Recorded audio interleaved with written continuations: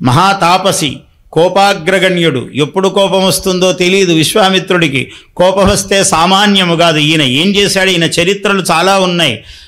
వశిష్ఠుడి దగ్గరికి వెళ్ళాడు. వశిష్ఠుడు నాకన్నా ఎందుకు గొప్ప అని చూశాడు. బ్రహ్మతేజో బలం బలం అని కదా అనుకున్నాడు. వెళ్ళాడు. 100 మంది కుమారులుంటే అందరినీ సంహరించేశాడు. వశిష్ఠునికి 100 మంది కుమారులను సంహరించి ఆయన ఇంటికి వెళ్ళాడు. ముఖ వికారము ఒక అణువైనా మనోవికారము కానీ ముఖ వికారము కానీ లేకుండా మహర్షి రండి కూర్చోండి అని అర్ఘ్యపాద్యాదులిచ్చి గౌరవించాడు వశిష్ఠుడు. ఇంకా కోపం రగిలిపోతూ ఉంది. 100 మందిని చంపితే ఇట్లా మాట్లాడతాడా నాతో? ఏమయ్యా నువ్వు ఇట్లా చేసావు అని కదా అనాలి కనపడగానే. అనటం లేదు, పైగా గౌరవిస్తూ ఉన్నాడు. అన్నీ ఇచ్చాడు. అంత గౌరవించిన తర్వాత తనకు తానకే సిగ్గు అనిపించింది.